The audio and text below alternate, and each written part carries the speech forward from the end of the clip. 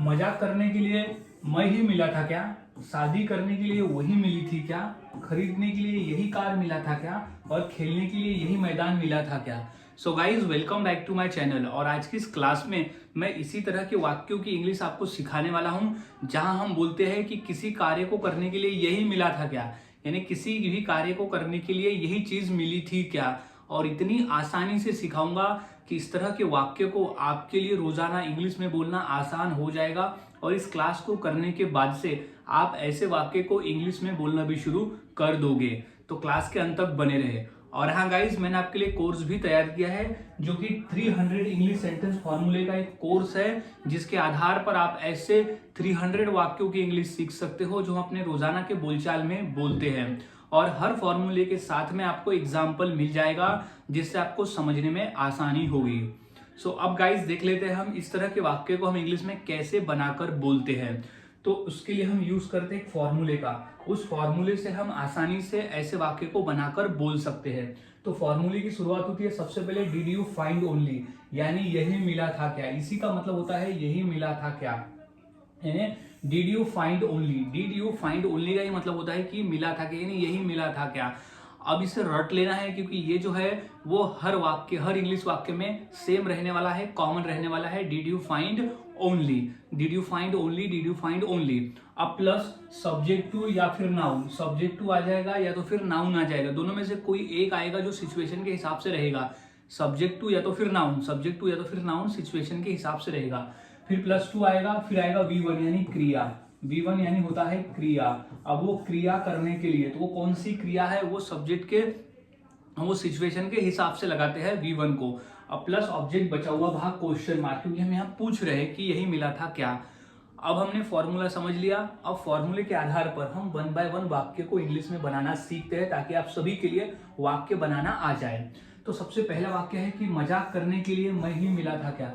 मजाक करने के लिए मैं ही मिला था क्या, तो इसकी इंग्लिश क्या हो जाएगी। सबसे पहले तो हम लिख देंगे did you find, did you find only, did you find only यानी मैं ही मिला था क्या। तो डिड यू फाइंड ओनली यानी मैं ही मिला था क्या, यहां हम लिख देंगे डिड यू फाइंड ओनली।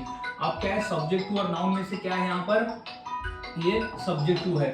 तो did you find only me, did you find only मी यानी मैं ही। तो डिड यू फाइंड ओनली मी क्या करने के लिए, तो टू जोक यानी मजाक करने के लिए, टू जोक यानी मजाक करने के लिए मैं ही मिला था क्या।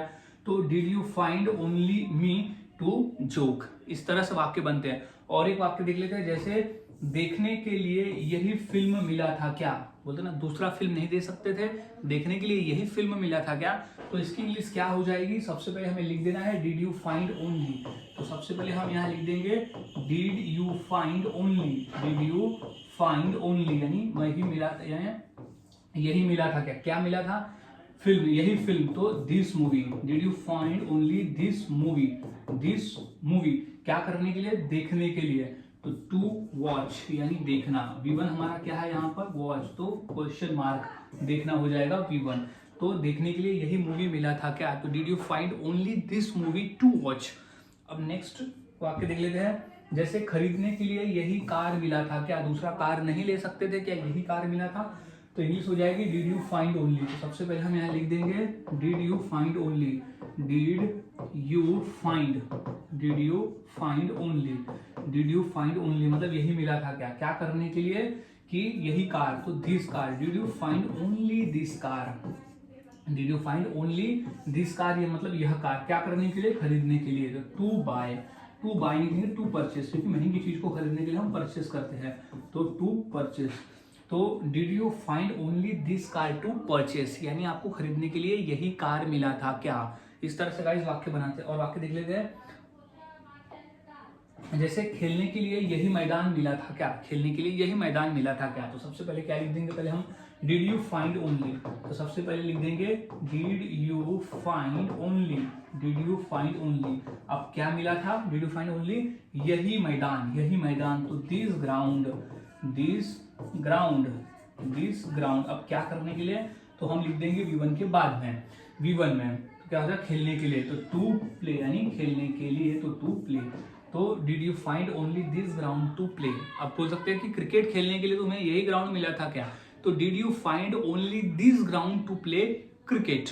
इस तरह से वाक्य बनते हैं। अगला वाक्य देख लेते हैं, जैसे लिखने के लिए यही पेन मिला था क्या। तो सबसे पहले क्या लिख देंगे कि डिड यू फाइंड ओनली, क्योंकि इसका मतलब होता है मिला था क्या। Did you find only, did you find only, did you find only क्या मिला था, यही पेन, तो this pen. Did you find only this pen, क्या करने के लिए, टू राइट, लिखने के लिए। तो did you find only this pen to write. इस तरह से वाक्य बनते हैं। नेक्स्ट वाक्य है, पीने के लिए यही पानी मिला था क्या। तो सबसे पहले लिख देंगे कि did you find only, did you find only, इसे भूलना नहीं है क्योंकि डिड यू फाइंड ओनली का ही मतलब होता है कि यही मिला था क्या। तो हो जाएगा डिड यू फाइंड ओनली क्या, यही पानी, तो this water. Did you find only this water, this water क्या करने के लिए, पीने के लिए, टू ड्रिंक, यानी पीने के लिए।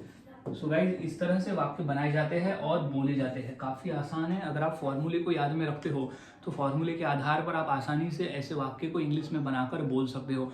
काफी आसान है, बहुत आसान है, बस फॉर्मूले को याद में रखना होता है। तो इसी फॉर्मूले के आधार पर मैं 2 वाक्य देता हूँ। इंग्लिश क्या होगी मुझे कमेंट में जरूर बताएं। जैसे बेचने के लिए यही घर मिला था क्या, और परेशान करने के लिए मही मिला था क्या। तो ये 2 वाक्य की इंग्लिश क्या होगी मुझे कमेंट करके जरूर बताएं। और वाक्यों की प्रैक्टिस करते रहे। जितना अधिक आप प्रैक्टिस करोगे उतना आसान होगा और उतने ही आसानी से आप वाक्य को बनाकर बोल सकते हो। सो मिलता हूँ ऐसे ही और नए फॉर्मूले के साथ अगले वीडियो में। तब तक के लिए चैनल के साथ बने रहे, वीडियोस को देखते रहे और प्रैक्टिस करते रहे।